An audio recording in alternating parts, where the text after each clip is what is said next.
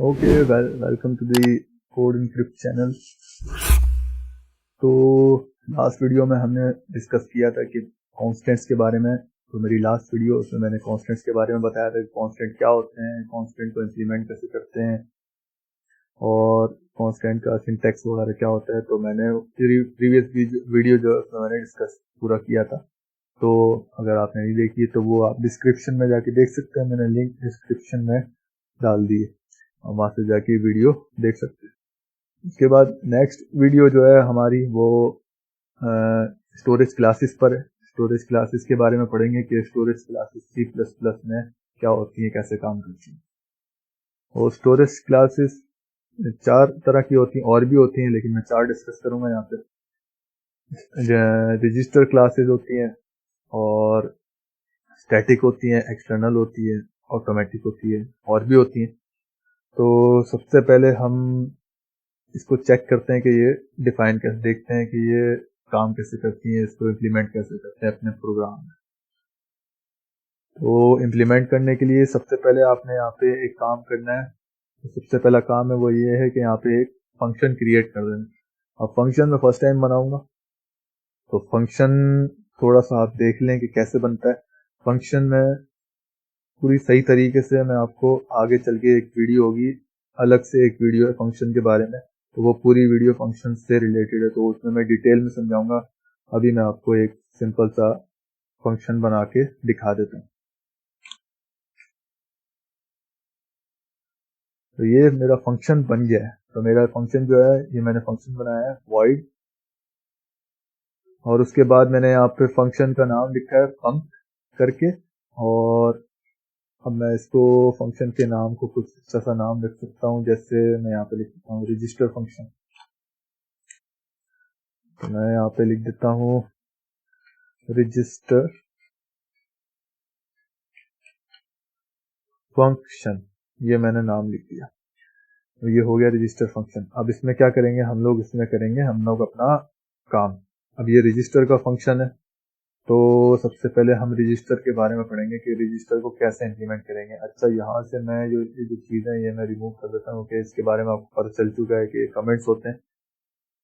तो यहाँ से मैं इसको रिमूव कर देता हूँ और इसको लिखे रहने देते हैं। तो यहाँ से जो है ये इसको ही मैं कमेंट कर देता हूँ और इसको मैं नीचे कर देता हूँ ताकि चीज़ें ज़रा सिंपल हो जाए, कॉम्प्लिकेशन नहीं। के बाद अब यहाँ पे मैंने फंक्शन बना दिया। फंक्शन मैंने बनाया रजिस्टर फंक्शन के नाम से। अब यहाँ पे मैं एक वेरिएबल बनाऊंगा और उस वेरिएबल को मैं रजिस्टर से रजिस्टर लिखूंगा, रजिस्टर में सेव करूंगा।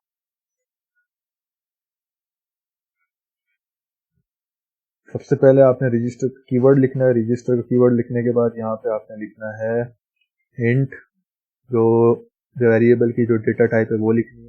इंटीजर वेरिएबल है मेरा, मैंने इंट लिख दिया। उसके बाद यहाँ पे वेरिएबल का नाम लिख देना है रजिस्टर वेर, ये मेरा वेरिएबल का नाम है।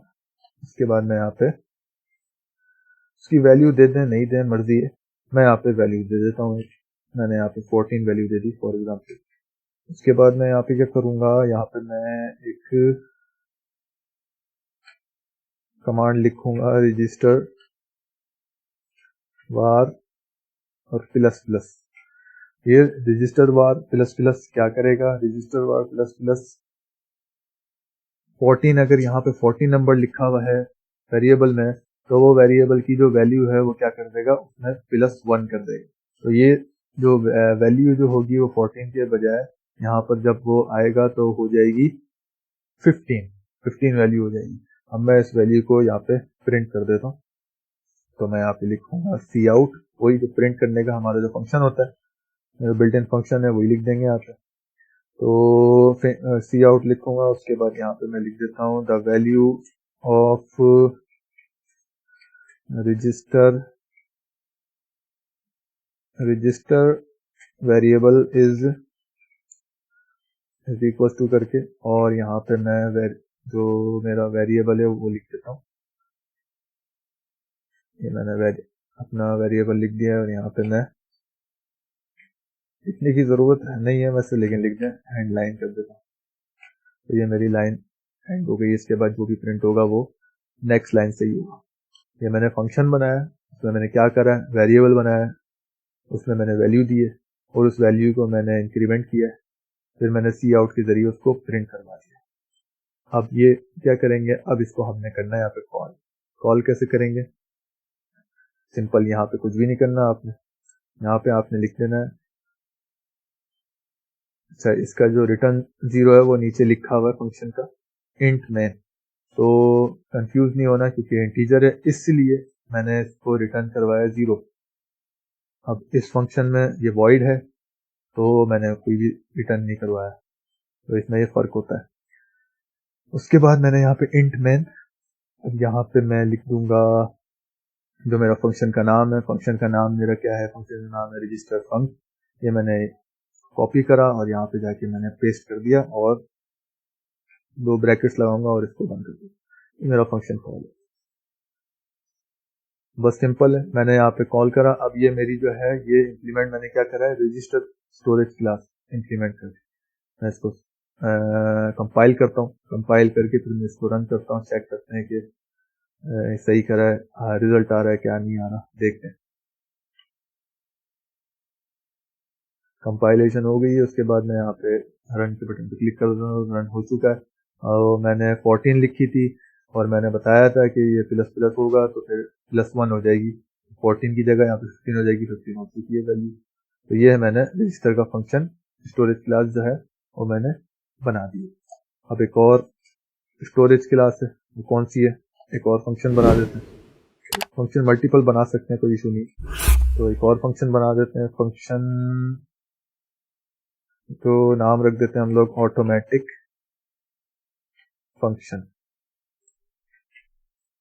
करके मैंने नाम रख दिया अपनी एक फंक्शन का, क्लास का।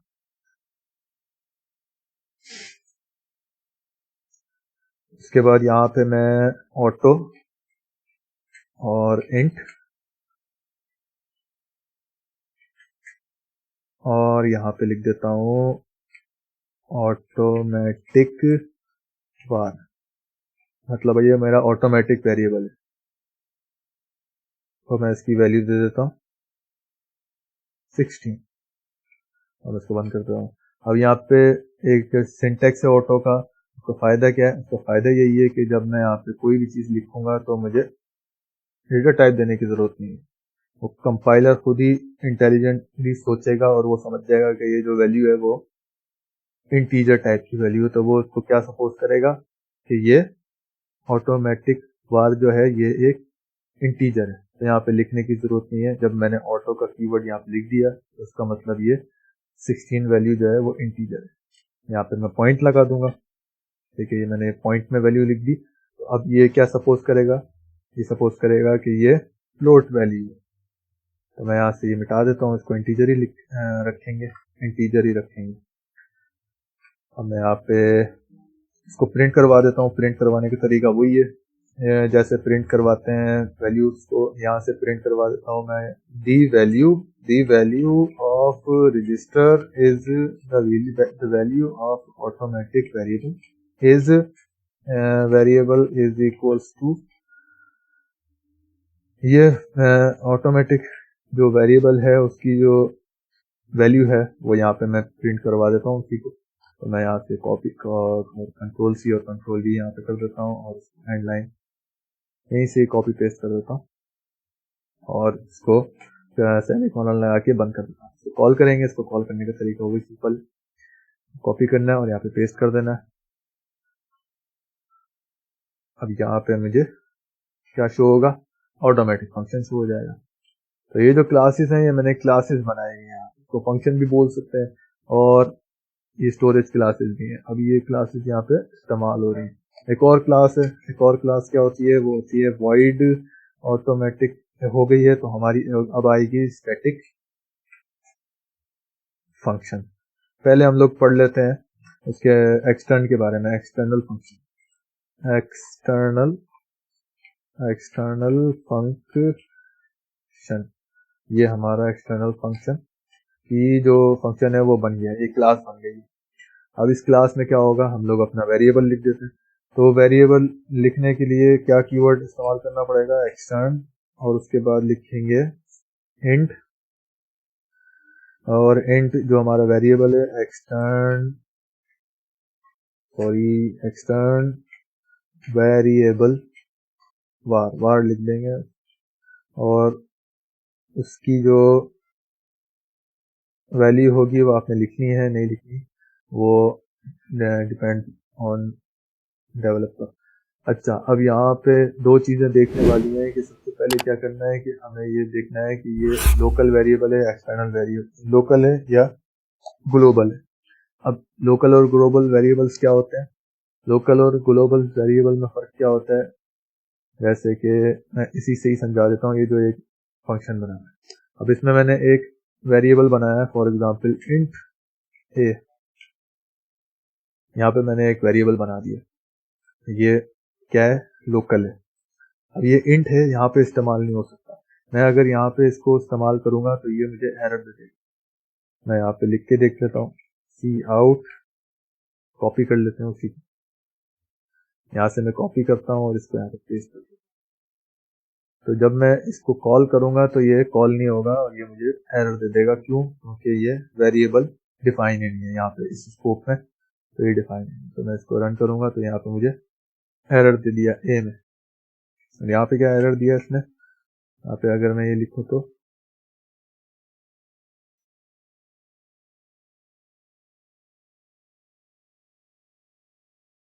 यहाँ पे मुझे इसने एरर दे दिया। अच्छा, यहाँ पे एक और चीज है, यहाँ पे मैंने बताया था कि या नहीं लिखते तो इंटीजर लिख रहे हैं तो ये चल जाए, और वैसे अगर नहीं लिख रहे तो ये नहीं चल रहा। चेक कर लेते हैं कि अगर मैं यहाँ पे 4554 लिखूं तो ये चलेगा।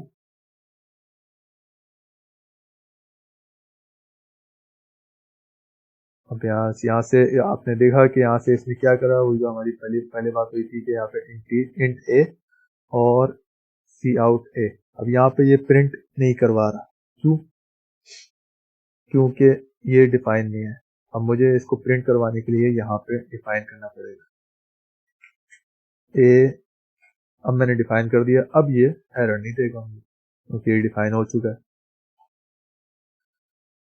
तो इसमें ये होता है, अब ये दोनों मैंने वेरिएबल्स क्या बनाए, ये लोकल वेरिएबल है। अब अगर मैं चाहूँ कि मैं इन दोनों को इस्तेमाल कर सकता हूँ किसी भी फंक्शन में, तो मैं इसको बना दूंगा ग्लोबल। ग्लोबल बनाने का तरीका कुछ भी मसला नहीं है, कोई भी प्रॉब्लम नहीं है। यहाँ से मैं इसको रिमूव करता हूँ और यहाँ से भी मैं इसको रिमूव करता हूँ, और मैं ग्लोबली ब्रैकेट से बाहर यहाँ पे मैं इसको डिक्लेयर कर देता हूँ वेरिएबल को। अब ये दोनों में इस्तेमाल होगी, ये मैं इसको यहाँ पर भी इस्तेमाल कर सकता हूँ और मैं इसको इधर भी इस्तेमाल कर सकता हूँ। जैसे कि यहाँ पे मैं सी आउट अगर लिखूंगा और यहाँ पे इसको कॉल करूंगा तो ये एरर नहीं देना चाहिए मुझे इसको, क्योंकि ये मैं ग्लोबल वेरिएबल बना चुका हूँ। अब मैं इसको कंपाइल करता हूँ, मैंने कंपाइल किया तो इसने मुझे एरर नहीं दिया क्योंकि ये जो है मैंने ग्लोबल वेरिएबल बना लिया है और ये इसमें भी इस्तेमाल हो जाएगा। दोनों में इस्तेमाल हो रहा है, दोनों में एरर नहीं दे रहा, देखिए इसमें भी नहीं दे रहा और इसमें भी दे रहा। अब ये लोकल और ग्लोबल वेरिएबल्स का डिफरेंस तो समझ में आ गया। अब एक्सटर्न कीवर्ड को समझाने के लिए मुझे ये समझाना पड़ा कि ये लोकल और ग्लोबल में क्या फर्क है। तो अब यहाँ पे मसला क्या होता है कि हमने एक वेरिएबल बनाया, फॉर एग्जांपल हमने यहाँ पे एक वेरिएबल क्रिएट किया हुआ है एक्सटर्न वार के नाम से ही, ठीक है। अब हमें उसकी वैल्यू हमने यहाँ पे डिफाइन की हुई है 52। तो 52 वेरिएबल हमने उस 52 वैल्यू हमने उस वेरिएबल को दी, इंटीजर वेरिएबल का, इंटीजर डेटा टाइप का वेरिएबल है, हमने उसको 52 वैल्यू असाइन की। अब इस 52 वैल्यू को हम लोग क्या करना चाह रहे हैं कि इसी वेरिएबल को इस्तेमाल करना चाह रहे हैं। मतलब हम लोग नया वेरिएबल बनाना नहीं चाह रहे, हम लोग चाह रहे हैं कि यही वेरिएबल एक्सटर्न वार यही इस्तेमाल हो जाए।